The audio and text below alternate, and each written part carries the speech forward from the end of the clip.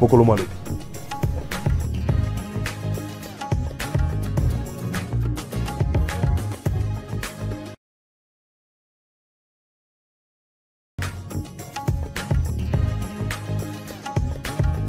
Mokolomalo.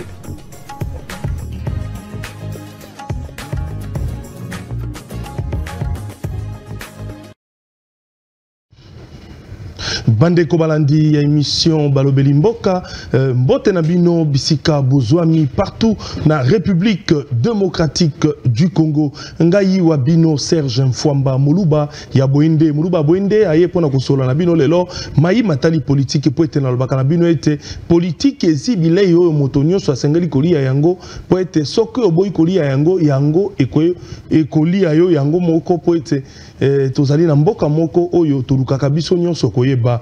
Congo ezali mboka ya tata ya motote na lobaka mikolo nyonso. Ezali mboka ya noko ya motote.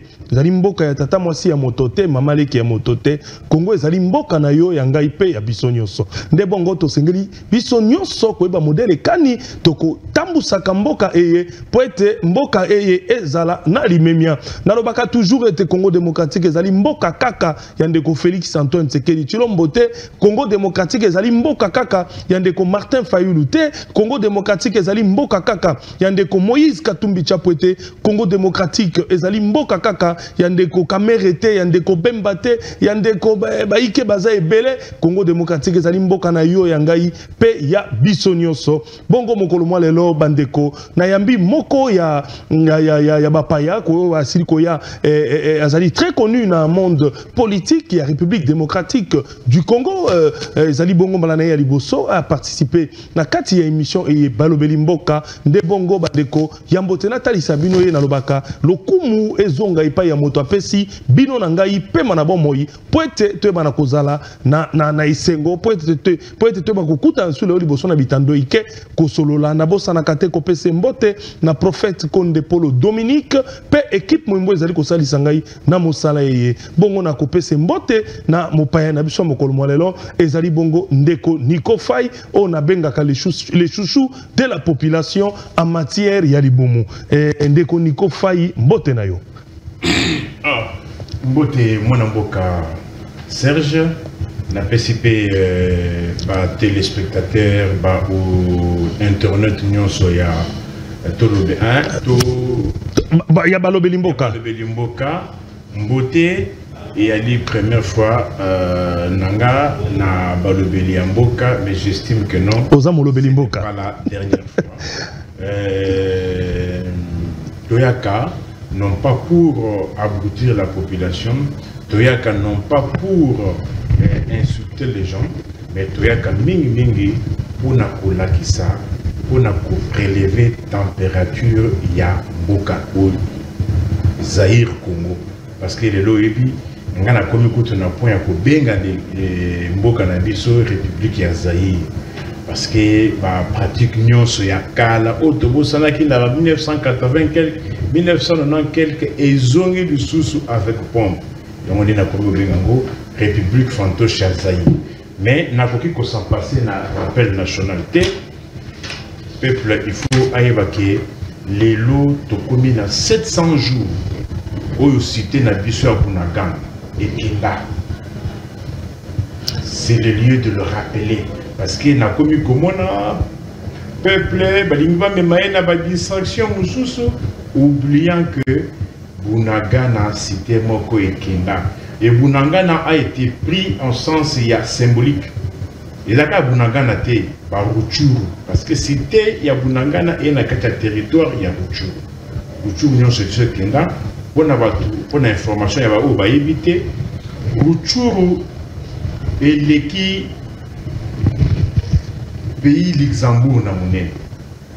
Oui, pays à Luxembourg, les Rutshuru et les gens na monnaie. Oui, Hong Kong. Hong Kong, oui. Nazi. Rutshuru et les gens na monnaie. Zanzibar, Rutshuru et les gens na monnaie.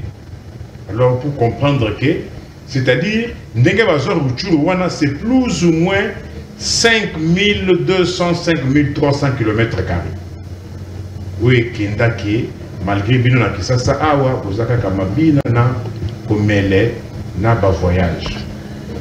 114 jours pendant le régime où il y a une situation où il y a coupé sa communauté. Vous voyez que le mandat est 5 ans. Le mandat est 2019 et le 24 2019. Le mandat est 5 ans. On a bien tout ça la calcul. 5 ans plus 2018, le 24 janvier 2018. Et aussi comme vous connaissez. Mais comment expliquer que tout le monde a qui cérémonie a un stade de martyrs le 20 décembre 2023. Tout ça, la calcul. Hein? Le mandat est de 5 ans. Le mandat est banni le 24 janvier 2019. Un mandat qui est de 5 ans. Comment peut-il se terminer et qu'on assiste à une investiture le 20 décembre? Qui a qualité, qui a compétence dans un pays, il y a quoi écourter le mandat. On peut aller au-delà, mais on ne peut pas écourter le mandat. Pourquoi avoir écourté le mandat? C'est ça ma question. 628 jours, Bandama Namboka, Jean-Marc Kabound, victime il y a intolérance, il y a régime. Et 44 jours, Banda Judith Bachaye, mon projet gouvernement, na Congo, Kinshasa. Ndeko Niko Faye, ba calcul oyo nyonso, osala kayango penza lolenge kani. Ah, na ucho pesa out. Ba oyo batikala jamais pour l'andabiso. Boyo kanenge na sala calcul. Mukwantombolo basali remise de prise na Joseph Kabila le 24 janvier 2019. Yokani Botanga Mibe Kwambo Kelobi, le mandat est de 5 ans. Posons-nous la question. Un mandat qui est de 5 ans, mais est bandu le 24 janvier. Boni, remise de prise le 20. Oh, comment peut-être tu t'es pas encore rendu compte. Oui. Ça calcule, on calcul. Maman la calcule les alliés. Un mandat de 5 ans, mais qui commence à courir le 24 janvier, mais au souk le 20 dernier. Pourquoi s'être précipité? C'est-à-dire, et même n'était pas sûr de ce qu'il faisait. Pourquoi s'être précipité à écouter le mandat? Est-ce que pendant que ça la calcul est Judith Bonnement qui est le 30 mars? Le 30 mars, Tilelo, Mokolomo Lelo, le 14 mai. 44 jours. Est-ce que c'est difficile? C'est compliqué? On connaît à une date que Jean-Marc Kabound avait été arrêté. Bah calcul est sili. Bah calcul est sili. Mais, dans ça, moi, je suis situation où ils ont déploré. Ok. Situation, il y a pas de chose aussi dernièrement la faculté de médecine. Mibeko Yamboka et Eric Kolobaboui. Ce qui moi ici que là c'est la faculté de médecine. Pour na kokota na ordre ya ba médecin test exact. Mais banda régime oya cop banda et ya bandeko tout le bela bato oyo na to sali to chamutu na se to banda ko makolo likolo ou bien dengeni. Depuis tout ce temps, comment expliquer l'ordonnance portant création ordre Yaba médecin? Nulle part on prévoit les tests. Mais comment expliquer Banda Bamoutis Nabana Bango Bazonga? Nyoso Komika Kop Mbongo. Le test on appelle Zosalma pour que Bazouaka Kamo Eloko. Régime Oyo na comité Oya Lelo ya ordre Yaba médecin ya Lelo. Ba komi pour moi na a numéro d'ordre. Il ne faut pas foutre ça y est bon à côté de test. Combien? 95 $. Combien de médecins? Combien de détenteurs de diplômes en médecine? Peut-être bien peut-être 95 $. Ça calcul. 1000 personnes. 1000 personnes. Ça nous fait 9 combien? 95 000 $. Oui, 95 000 $. On pose à 5 000. 5 000, c'est peu. Zoka nani ba faculté de médecine ya Kitasa. Zoa Unikin ya Kinshasa. Yokandenge maman ya Likao. Il fallait aussi ça na silisa. Tikana silisa. Et puis test wana est sélectif. Ce ne sont pas tous les détenteurs qui ont test wana. Ba longoli ba université ya l'État. Bachena IPC. Oyo ba ressortissant ya ba université ya l'État na UPC bango baza exempté na test. Oyo so batikali boke na test. Ce n'est pas une discrimination? J'estime que nous risquerons de faire une émission dans nos réponses interrogatives. Non, c'est pas mauvais. C'est tout ça. Ce qu'on a dit, le peuple. Le pays est régenté par les textes et non par les individus et les humains. Mais malheureusement, le régime est bamoutiste,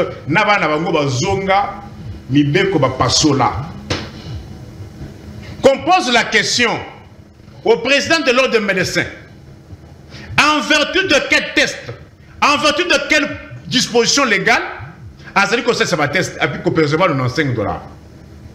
il m'a aperçu, il m'a abordé une fois en cours de route. Il m'a dit que non, on m'avait donné les informations erronées. Après ça, la carte n'a eu de façon que non, on s'est vu par 3 fois, il n'a rien dit. Mais je lis l'ordonnance portant création, ordre de médecin, nulle part on prévoit les tests. On passe le test moyennant $5.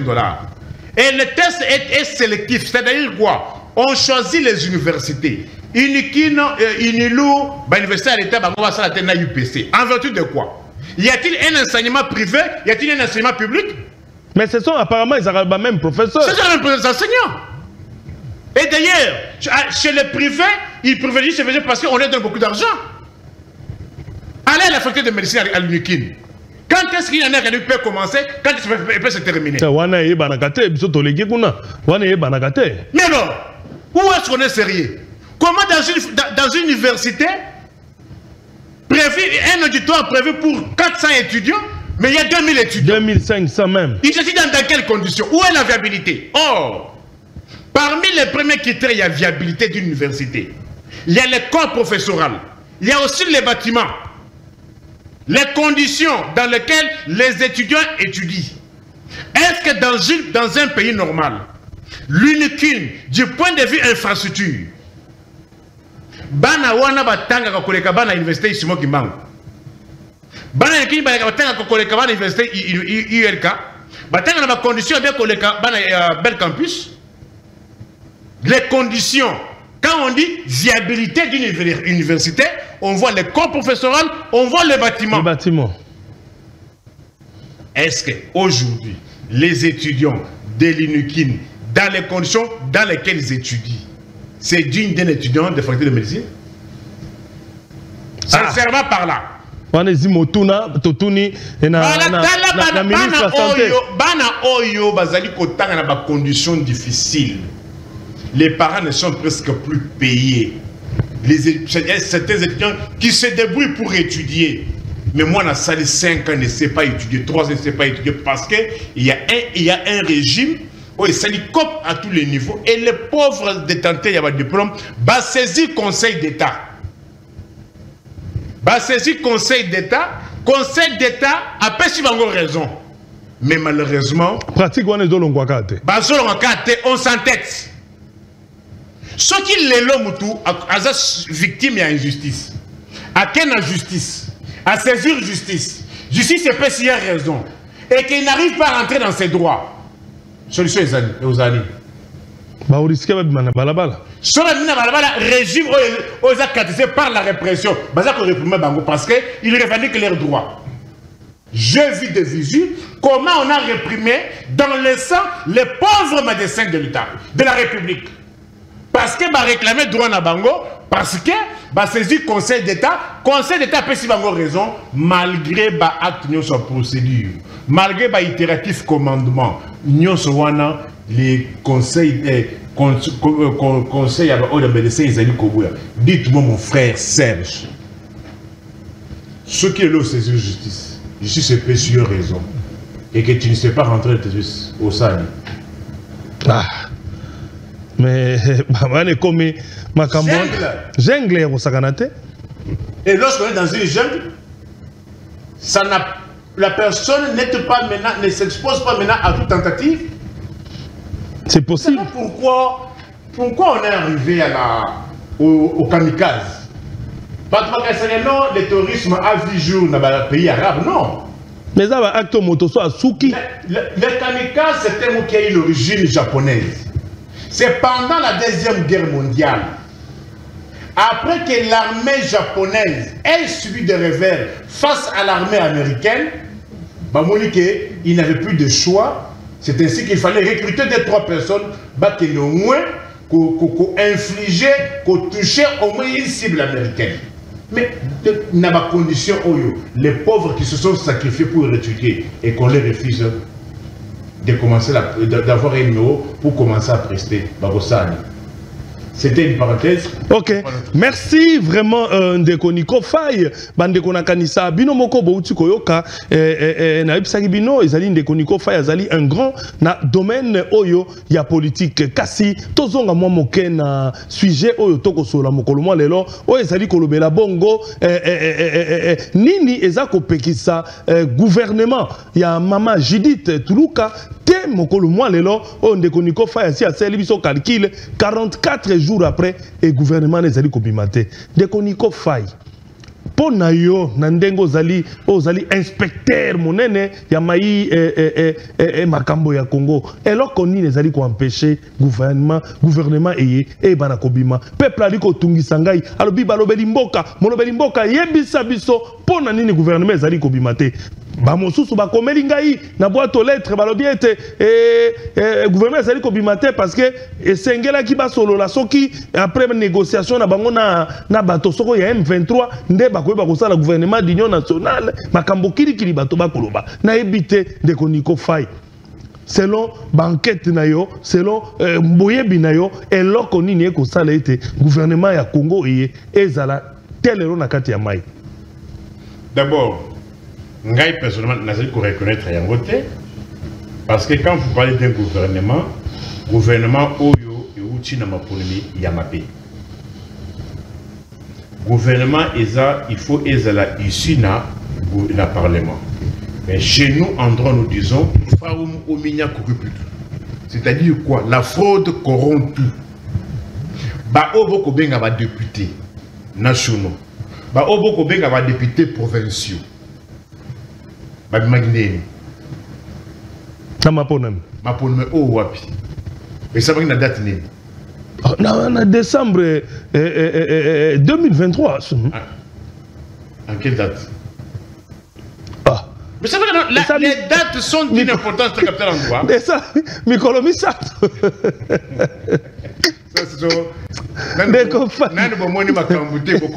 Date est à mon côté, bien sûr. Même pour les bêtes qui et Batobasi la quitté, Baba qui cite. Ah, mon collègue, est-ce que le 20 vous les bêtes? Ah, vous les bêtes. Quand on parle Congo, il ne faut pas être complaisant. Je vous dis, moi j'étais à Bandal. Complaisance, Nabino. Moi j'étais à Bandal, vous les bêtes. Votez 20. Oh, pour moi, on va presque que le Congo est commis. Ah, tu as un stade des martyrs, temple, site privilégié à Congo. Kouré Zarate. Tu as un Kotoka. Parce que Kouré Zarate. Le Congo est des pères et des mères. Mes frères, il faut que les gens comprennent. Quand on dit la fraude corrompt tout, c'est-à-dire quoi? Gouvernement ezali kouta, ezali émanation ya Assemblée nationale. Mais qui compose l'Assemblée nationale? Ce sont les députés. Ouais. Alors les députés là, on les remet en cause. Pourquoi? Premier élément. Si on te posait la question, quand est-ce qu'il y a eu élection? Tu donnerais quelle date? Le 20 décembre. Mais oui, c'est vrai qu'il a fait de la Guinée. Ah. Suite. Pour la première fois, les élections se sont étalées durant une semaine, non prévues. Parce que, je sais pourquoi j'ai ajouté non prévu. Parce que dans Inde, l'élection est au moins 20 jours. Compte tenu du nombre de votants. En Inde, c'est plus de 1 milliard de gens qui doivent voter. C'est prévu par la loi. Pas par leur loi. Mais aujourd'hui, on vous dit, les élections se tiennent le 20 décembre de 7h à 17h. De 6h à 17h. Mais qu'il est 21, le 22. Mais, à 18h. Babiro, vous juste n'a ça, il y a une machine. Machine est comme 18h30. N'a dit ça. L'intérieur, n'a dit ça. Pour la première fois, dans l'élection à Congo, machine et les canapous. N'a moto boxer. Mais moi, on vous dit que non, les élections qui ont coûté cher 1,3 milliard. 1,3 milliard et Sombani. Charo automobile à Séné, au moins. Ba camion militaire, les armes même. N'est-ce pas là? Tango Nanga, Tango Yango Mulunda, Yamalumalu, Toando Mona, Piquet, Ilix, Yapembe. Il y a Séni. Yo, tu as un Charo automobile à Séni. Et tam souvent besoin d'un bon ya aussi mami tout caté. Mais 1,3 milliard, bon budget, quand on dit budget à Séni 1,3 milliard, c'est pour faire quoi? Ba salaire na bango ba papier, ba imprimante. Charo automobile. Transport et logistique ça. Voilà na retour na ndeko kadima. Charo automobile, c'est quoi logistique à Séni? Nous a déployé. Bon jusqu'à là tout mon aki mi tout ba militaire ndé même aki yango. Na tuni boye. Vous voulez me dire que à l'époque de Nanga, à l'époque de Malumalu, de Ngulunda, Bakamas Zalakite. Toando Mouna, époque de Nanga, il y a Ngulunda de Malumalu, Bazakutana, il y a Pembe double cabine à boulevard Wana. Kobanaga, ça t'a dit que Kitabo magasin. Vrai ou faux? Non, ça c'est vrai. Ba moto, on a ma moto, mais oh, il y a des pères et des mères, oh, na moni, machine à Séné. Na mutu ya mutu na moto boxer TVS na matonge zoleka de premier c'est à 18 heures. Chaque bureau a fait moins un problème, soit machine est yaté, soit machine est incomplète, soit câble est zaté, soit batterie est zaté, soit machine est plantée. Vrai ou faux? Voilà ba constat yo salaki ngapeta musu na sala ba constat na salaki. Ah, toi ça des martyrs. Zoka école mon président national. Il y a ma salutiste armée du Sahel. Et moi là. Élection de la date. 3 jours hein. Na dit ça. Et bon ba bazana boinde. Et bon on a nié. Et c'est comment écoute. Merci. Est-ce que comment dit? Combien de machines ont été déployées? Incapable de vous. On a réponse à la réalité. On est où là? On se moque de qui? Mais bandimi élection. Non, moi je ne reconnais pas ça. La fraude corrompt tout. On ne peut pas s'enrichir. On ne peut pas tabler sur les fausses prémices. Lorsque les prémices sont mauvaises, les restes gâchés. Donc, nous sommes à la base, il y a les loyaux, incapacité à obéir au gouvernement. C'est l'une des causes. Raison, monsieur, comme il y a gourmandise. Gourmandise, c'est ça, non? Il n'y a que 2 raisons majeures.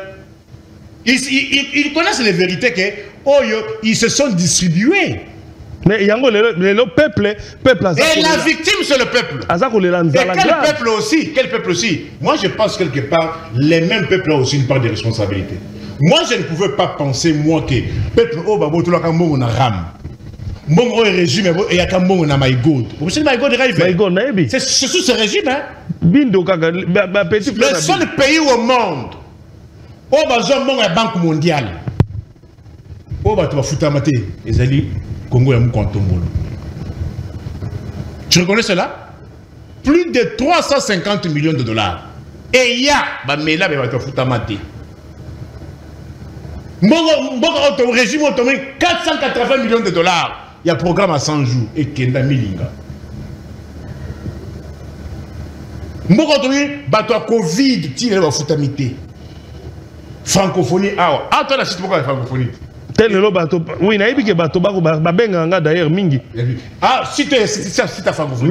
Même Séni petit scoba tu vas foutre mité. Kasi malem bete si tu au stade de martyr, est-ce que tu as francophonie? Ouais. Tu maka a. So li ngato ke na yo. Li maka a na selon ballon d'or. Ce qui va na poignée. Talaka poignée salle moko eza a ballon d'or. Et puis salle présidentielle. Et ça na bakiti te na côté. Ce qui va na poignée. Et là, on a le bakango toujours ndeko Nico, batik ezaka polele. Ce baby mukona président goya match, baké baloué tapis, baloué bakiti. Mais il y a moins 324 millions de bimaki. Et ça nous a 324 millions de dollars. Qui est né dans le stade 20 mai, ex-20 mai. Stade de Tata Raphaël. que nous avons un carton va chawana l'école toiture exacte bah comment chabash vrai ou faux on vérifier d'accord Nico qu'est-ce que je veux dire par là oui le gouvernement est issu de la fraude de la tricherie de la malhonnêteté de la barbarie du régime pour moi c'est inopérant ok et je n'attends rien de ces gens-là je n'attends rien et que le peuple doit au moins pas ce bon angol les lo oyo les amouké oyo ya lobi ozala makasi dollars combien 28 combien 28 200 mais biloko apparemment et landi na nos dollars apparemment moi équilibre les ali na prix ya biloko na wenzi ah bon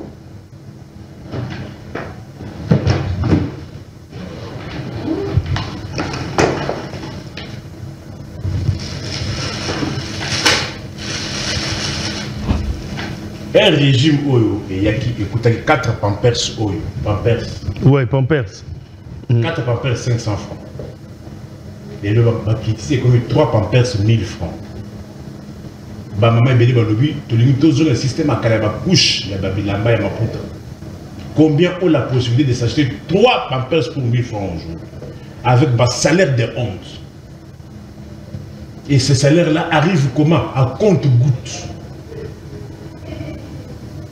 à compte-gouttes. Et puis, les lots, pour nous couler à ma déçu. Pour nous couler à ma déçu, à Pambaou. Pour nous et boundi la ma déçu, il y a l'ouf 800 francs. Mais les lots boundi la ma déçu, il y a l'ouf commis 4. Et boundi les copains, moi, mon aide. Il y a ce que tu m'as dit, comment tu as une moto. Il y a ce que tu as dit, mais ça, tout ça, on dit à ma déçu, on a un gigose. Gigose. Mais les lots, les boundi les wana, bah, tu as une moto pour y connaître moi, mon qui. Balobaki na bino o kanyamaka cc et bakeno so masango na Zambie na bakamera to ko ba pino na solution na basango mais non kanyamaka cc zo sala masango makasi bon ce que ça masango comment combien c'est moula 25 comment combien pour bango coûter 15 000 francs congolais moins de 10 dollars le sac à semoula na combien écolo ya moyi ya ba Congo coûter 400 francs maman écolo ba Congo comment combien écolo fufa pembe il y a un Congo. Comment combien 2000 T.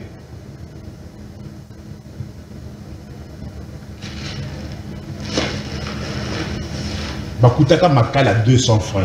Makala 300. Botala Makala 1000 francs.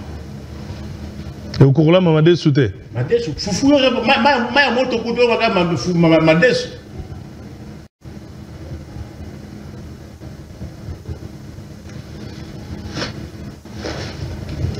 Ma fout à 1000 francs. 1000 francs, on a bagouta ni bidon, il y a 1 litre et demi. 1 litrage, 1 litre de. Bagouta 1000 francs. Les gens à combien 5000. 1000 francs, on a en année. 2018-2019, non? Quand il y a eu remise de reprise. De l'eau 5000. 5000. Toujours qu'il n'y a pas. Maman, il y a un transport. Bagouta qui transport 500 francs. Pour toi, le transport, cité verte ti na gare centrale te yako ke na Zando oui Zando commerce transport ezala qui transport les autres na mama yemu ti mbudi 500 francs le transport on ça demi terrain mais apparemment transport on peut dire boula rasouté vous avez carburant ko pesa régulièrement mais recette na bango wana ekendaka wapi non Air Kabila Créaki Transco, c'était tout ça dans mon qui bat transport union sur l'État. Ils ont un caractère social. L'État a organisé la société pour Kambongo il y a transport. Ba créer Transco Balobi sur 100% à dépenses de la société tout Kabulango. L'État a 70% à charge. C'est-à-dire quoi? Carburant na huile, ils n'ont pas l'État. Et ce qu'on appelle prime d'équilibre, subvention d'équilibre, 30%. 30% est ticali, na ba recette à transport. Les autres zawapi. Et entre-temps, vous continuez à dire que non, on attend les gouvernements. Qui bloque encore aujourd'hui? Qui bloque encore aujourd'hui? Hier c'était Kabila, c'était le FCC, et moment c'était Kamere, c'était Moïse Katumbi, et même la MONUSCO. Les régimes qui aiment la MONUSCO. Il est sous Kabila, FCC, il y a MONUSCO et comme il y a une constitution. Mais pour voyager, la constitution est très jamais copiée. Mais toi, nous m'avons moqué.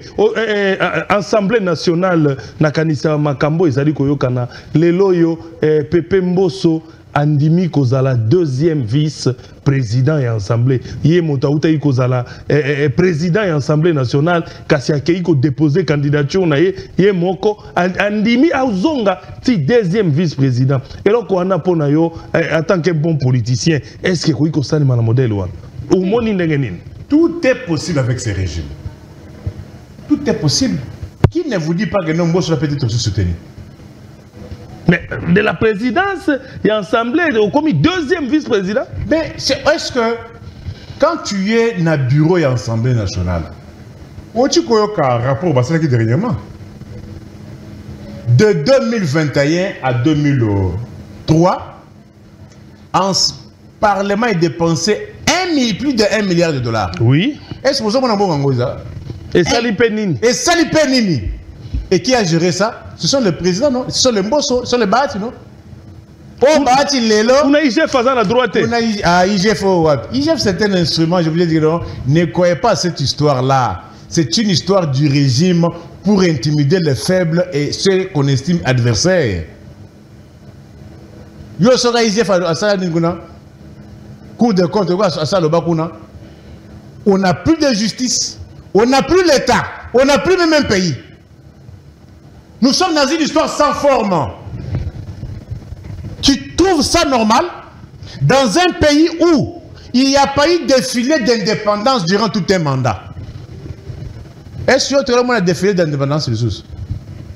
Mais le 30 juin, Gozala. Ça, je vous promets. 2019, on a gagné l'indépendance. Et ça l'a quitté. 2020. Mais où est Gozala? Ah, Malembete, 2020. 2021. 2022. 2023. L'INAFOUT est comme il y a combien de zigzag.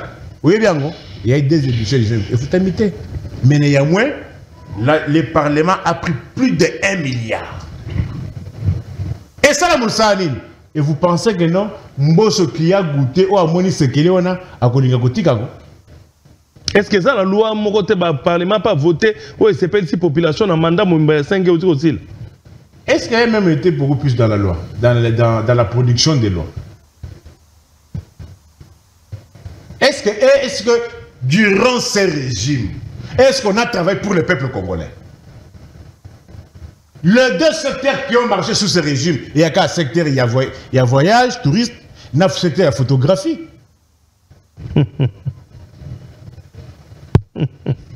Les autorités se sont distinguées dans la photographie. Tu as vu le voyage récent Yamou Kontombolo en France? Comparé à un voyage à Xi Jinping, parce que il y a commis Liboso, depuis 2 ou 3 jours, il y a Akomaki.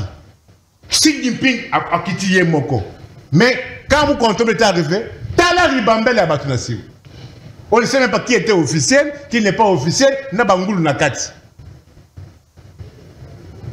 Tu n'as pas vu ça? Je vais vérifier. Tu vas vérifier si c'est en voie d'actualité? Non, je connais ce que je dis. Mais ndeko Nico, tolo banano moi moke. Gouvernement ezali ko umela kobima pona nini parce que ensemble vandina nouté pour ba voter dans le bureau ensemble te to likambonini. Est-ce d'abord tu sais que Mbosso lui-même a commencé par bloquer? Ça je sais. C'est la constitution? Kasi yango likambalobi faut pas changer constitution. Est-ce que c'est la constitution? Pour qu'on publie seulement le calendrier, ça fait combien de temps? Ça fait combien de temps? Ils ont changé 2 fois. Pourquoi? Je te dis, il n'y a que 2 choses. C'est un parlement issu de la fraude. Et deuxième point, ils allaient gourmandise. Il y a votre union sacrée, c'est tout. La gourmandise. Balia va tondate. Baïba va tondate. Badetouna va tondate. C'est ça. Chacun cherche à avoir sa part. Les intérêts de la population dans l'âme directe, au second plan. Et Je suis même gêné à couper ma réponse par rapport au gouvernement parce que je suis très mal placé étant donné que je ne reconnais pas tout ceci. Étant donné que non, il y a une fraude. Mais bon, il y a une élection sans carte. Venez, carte ou sans carte, venez voter. Ça ne se passe pas comme ça. Mais carte d'identité, on nous a montré que ça malé malé. Et celui que nous l'autre on a premier formulaire dans affaires étrangères, formulaire. Pour un passeport. Pour un passeport. Tout le monde a premier passeport, c'est là quitté, l'autre a 40 formulaire. Mais formulaire ils ont un papier pour imprimer kaka. Mais 40 c'est ça. Oui, bien bon 1 milliard 300, plus de 1 milliard au Parlement, il est de 2021 à 2023. Cet argent-là pouvait servir à beaucoup de choses. Cet argent a servi à quoi? Dans la corruption, on a corrompu les membres de l'Assemblée nationale, on a corrompu les membres du Sénat, et entre-temps, Mboka Yangoyo et Zaliko, Kosiemete, Mboka Toboki, aucune structure, aucun secteur, il y a vie à Congolais, ils ont bien. Nyonso. Insécurité salariale partout, mon frère. Insécurité salariale. Quels sont ces fonctionnaires qui se sentent en sécurité vis-à-vis de son salaire? Si ce n'est pas que membre du cabinet président de la République, membre de la présidence, il y a l'Assemblée nationale, il y a le Sénat. Oh, bazui, mboka mbana otage, c'est-à-dire plus de 60%, il y a mbonga Congolais sont utilisés par ces trois institutions. Incapable même, incapable. Il y a qu'on maintenir à tab avion où il y a Bakuta qui a Congo Airways. Tu comprends ça, Congo Airways, hein? Tu reconnais que non, on commence à oublier Congo Airways. Oui, parce que Bazan Yakolala. Et tous ces agents-là sont dans quel état aujourd'hui? La vacances fiscales. Vacances fiscales. Et vacances du bout. Ndeko Niko Faye. Mais quand on a changement de la constitution, où tata mokonzi aloba qu'il faut pas changer de constitution, étant azaki na mobembo na Belgique, yebisa biso likanisi wana, et vous avez comment te que changer moi makambo moke? To ezali malamote. Mais c'est comme si je t'ai déjà donné la réponse à cette question d'une manière, d'une autre manière. To solo na yango penza. Le biboye. Qu'on s'accorde. Changement à la constitution, na révision de la constitution, ça peut se faire. Mais y a-t-il une différence? Il y a une changement dans la révision. Oui. La révision constitutionnelle est comportée sur quelques dispositions. Sur une ou quelques dispositions. Des révisions de la constitution yangowana. C'est-à-dire, dans la constitution, il y a, je crois, le 16 février de 2006, tu as 229 articles. Dans 229 articles, ce qui va le dire révision, la révision peut comporter soit sur un ou quelques articles. C'est ça la révision constitutionnelle. Mais ce qui te le dit changement à la constitution, c'est-à-dire, on a tout changé République. Ce qui va la ligne à méandre classique, effectivement, ça sera une nouvelle république. Pour parler d'un changement de la République, pour passer d'une république à une autre, il faut qu'on change la constitution selon les méandres classiques. C'est-à-dire quoi? Pour changer la constitution, il faut qu'il y ait un référendum. Référendum, il y a Kolobanini. Référendum, il y a eu les votes. Oui ou non. Bolini constitution ou bien Bolini angoté. Bazaïro, il ne faut pas qu'il y ait voté. Comme on a vu en 2005 ou 2006. Ce qui procédure Rwanda et Salami Bongo, il y a référendum. En ce moment-là, on passe d'une république à une autre. Mais ceux qui ont peut-être Nangaye, peut-être Moutoubo, c'est-à-dire, là, on ne parle pas d'une nouvelle république. Ce qui va rebelle, la terme rébellion, on est dans la République. Ok. Pour passer d'une république à une autre, il faut qu'on change la constitution par la méandre classique où ils ont la constitution et le référendum. Ok, merci beaucoup. Et là, on a éclairci la population. Mais à part le référendum, c'est comme si ceux qui paient les deux chambres, il y a l'Assemblée nationale, le Sénat, ceux qui ont sangani, basali vote, ceux qui peuvent changer la constitution. Non, Toyo Canabien. Révision constitutionnelle, il y a un référendum. Je crois, si ma mémoire ne me trahit pas, l'article 27, il y a conscience, où ils ont manifesté sincérité.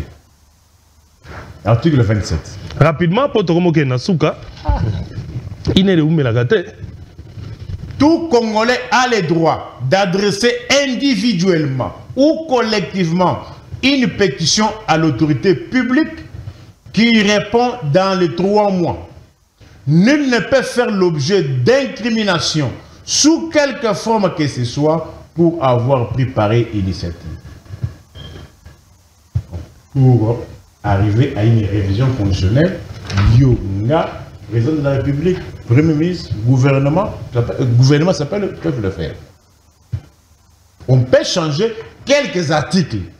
C'est ça la révision constitutionnelle. Mais s'il faut emporter toute la Constitution, c'est le changement de la Constitution. Là, c'est un référendum.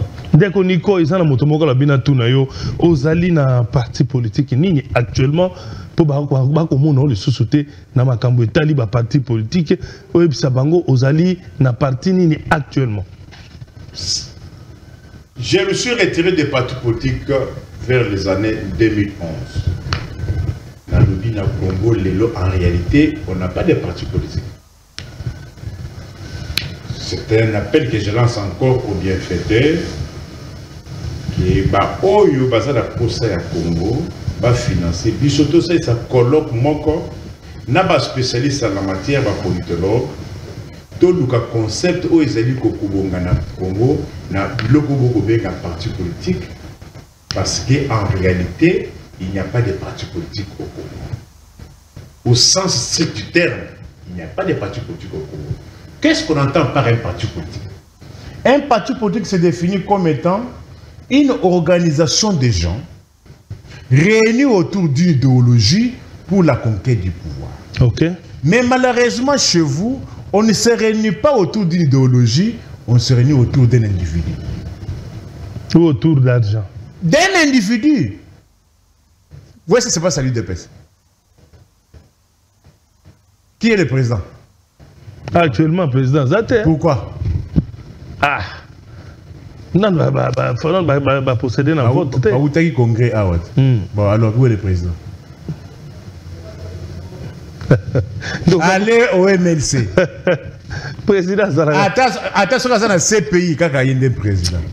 Ah, Congo. Il faut... Non, j'ai compris. Non, toi, si toi tu as compris, bah on va la capacité à être yoté. Il faut que moi je suis un prédicateur national.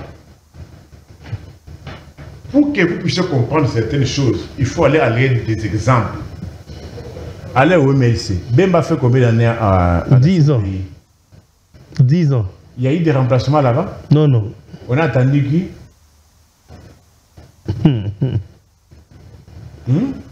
Mais pas que le président de Bango Bemba.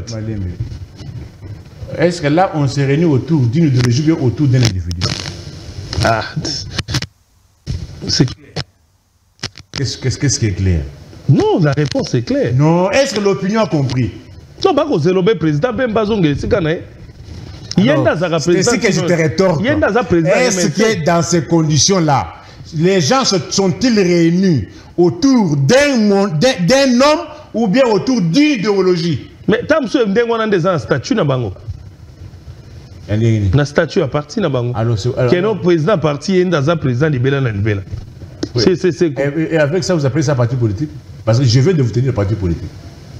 Je viens de vous donner la définition d'un parti politique. Allez voir ce qui se passe à AFDC. À AFDC. À AFDC. Ouais, ndeko bati. Yona tini mwana yekuna. Ati mwana mais ya boy ko kitanza la keste. Nani ndeko bati senga gienda za keste. Ya boy na ya ti mwana. Malembe. Bati wala che mwana yetu. Et les autres membres, les autres là accompagnent qui? Les figurants. Bemba atindi leg na yetu. Il y a la leg na yetu. Azaleki. Alors là on est où là? Je voulais que moi, avec l'indépendance d'esprit que je prends, Nazareth Mabatabongo. Merci Ndeko Nico. Zwa mwana ko pesa ngonga osa la conclusion ya nyo soto soli lelo po ete régie na biso kuna et komi déjà ko salanga mwa sukuma na tikeli o mwa ngonga osa la conclusion to ko zwa ngonga na ko yeba ko bengisa o lisusu to ba ko continuer émission a ezali ndako na yo e ko yamba yo ngonga nyoso. Ba Congolais na ibisa bino ke bozela le côté na ba motisi na bana. Donc la kangai.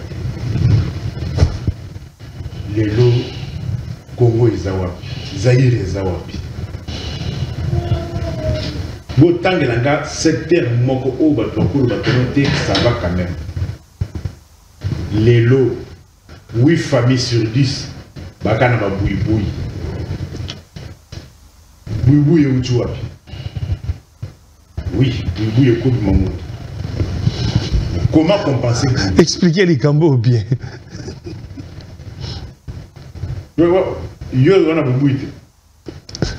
Oui, pour l'année. Là, vous parlez de la chaleur. Chaleur, et ça oui. Comment compenser cela? Les Cambo, il y a l'otilique. Ce qui est allé, on a climatiseur, on conseille la climatiseur, ou on a un ventilateur, on conseille la ventilateur. Mais les lots sont exacts. Et comme les lots sont comme 22h, 23h, au commis localisé, on a pour la dengue parce que nous est allé. Ce niveau-là, les bandes à vrai. Donc, chaleur associée à Ngongi. Et quand on peut sa maladie à Comboni, nous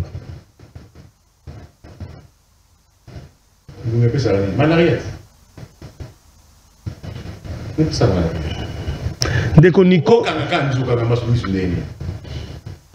Problème de transport. Il y a un secteur où l'État s'affirme.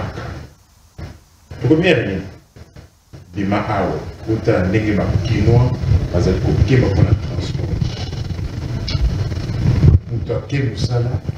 À partir de 14h-15h, a commencé à faire. Et ce mélange à maïs, ce mélange à maïs. Alors, ce maïs, a commencé la composition pour que ça monte en fout de transport. Selon les directions. La Seigneur Sombelanga Mai. Tant qu'on peut essayer 500 à Tchèna poche. Un minimum idée. Amen. Dis collègues, je ne sais pas pour de l'eau là. À 5 6 donc un transport. C'est-à-dire régime où le commissaire congolais de plus en plus. Il y en a la criminologie. Et ça n'a mis sous où selon circonstances. Mais il y a des criminels qui ont bazali. Même tout ça, comme il y a circonstances. N'est-il l'eau? Nous avons transport et la carte. Après, on peut machine. Nous avons alors, on peut la cox. Et ça là, bateau va dans le bureau, on va la cox. Et ça va garder au bana de banda, on va la cox. On va se faire un truc sur le quai. Nous avons fait un monter dans le supermarché. Il y a ma vigile consort. La il va passer dans le bino. Vous n'avez pas d'argent sur un an. Mon côté, c'est $50. Bande de réseaux, on a vigile de votre sécurité à ma gardiennage. On va faire ça $50. Et bien, on a $100. Transport na kati, restauration na kati. Ce qu'on doit avoir commis 28 km. Transport fout en déni. Mais il n'y a pas ma ouille. Les actions n'a plus fixité. Ceux humains, il y a 600 CP là. Mais il y a commis 600, 700, 800. Et si tu as 900, il y a comme à 1000. 900, c'est la catégorie. Namo, ils sont du Mao. Yo baraton au milieu déjà combien de oh nazana ngo on a plateau ezali 6e ou 7e. 6e fois combien au sommet on a combien 600 francs awa. 600 fois 7 c'est combien 42 non 42 ouais. 44 200. Toi tu as déjà fait entrer combien C'est comme ça qu'on réfléchit à l'économie. Budget, c'est quoi? Bah, qui ça, le crédit à téléphone? Ça, c'est un besoin primaire pour lequel on ne peut jamais s'en passer. Mal. Il y a encore des amis qui maille. Toi, là, nous sommes dit, mais avant de comme un million, on met combien de mailles? Mais tu as fait entrer combien? Libota Siko. C'est-à-dire, maille, il est là, et cause de la famille, 20 000 francs par jour.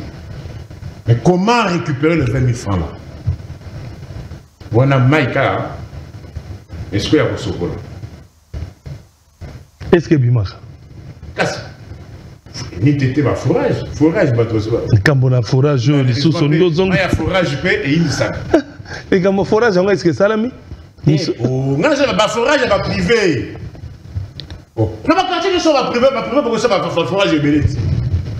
Toi, tu penses que c'est un forage, il y a régime. Non? Quand il y a forage, il y a régime. Il y a régime. Quand il y a forage, il y a un homme particulier à vendre. Ça ne va plus. Nous avons comme indépendant vis-à-vis de Maï. $2 000, c'est un forage. Contrairement, il y a 209 $000. Pour le forage, il y a normal, il y a combien? Il y a propre. Forage, forage, il y a un prix beaucoup. Premier critère, il y a forage, et la profondeur. Quand on a place profondeur, il y a 15 mètres, et quand on a pris la place, il y a 30 mètres. Non, ça sera différent. Mais néanmoins, le forage, les lots, pour ma famille, forage, ça nage entre de 2 000 à 5 000 $. Rapidement, tu conclus dans l'isolo. So to ke musika, bisika courant exacté, pour le panneau, comme 10 000, 15 000. Mais où il y a 292 000 $, là il y a à boire et à manger.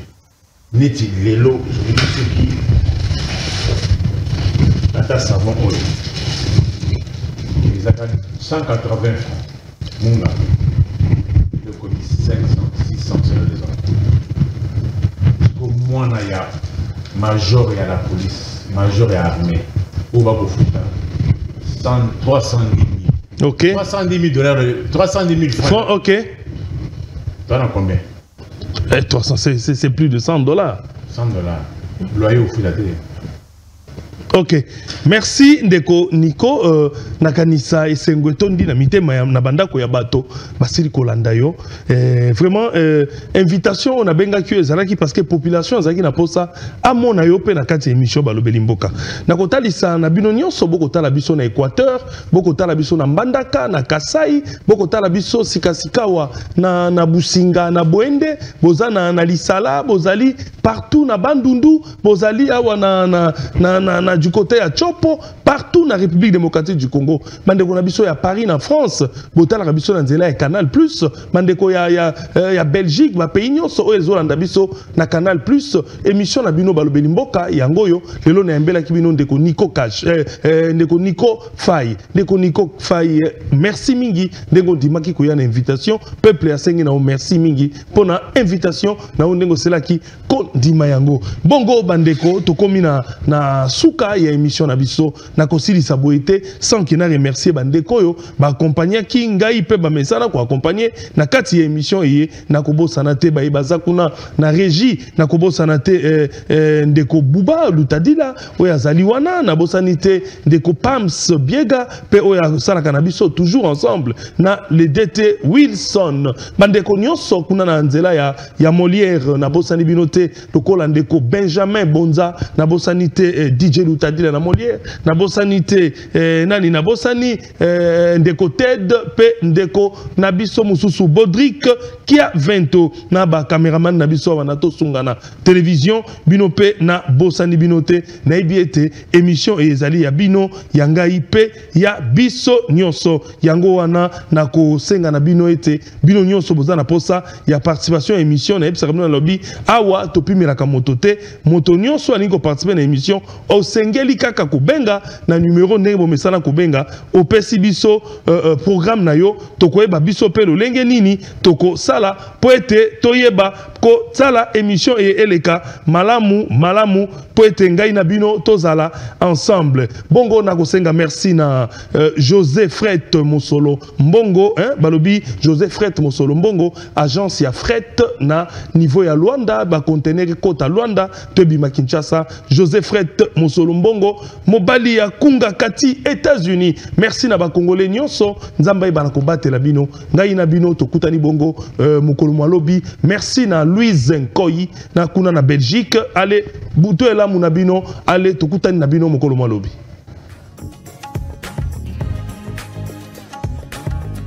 Mokolo malobi.